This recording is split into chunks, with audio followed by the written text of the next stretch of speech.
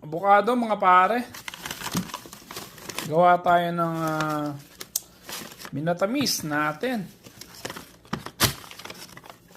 Apat na piraso. Ang mahal nito mga pare. Mahal dito. Tapos may creamer tayo. Tapos asukal.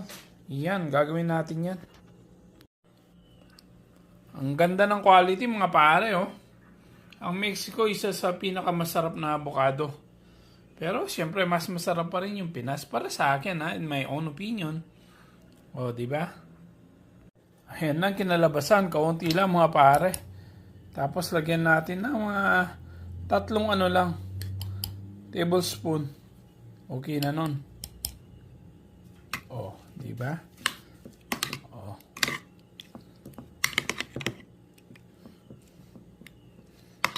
Ayan ang ating pangimagas mga pare.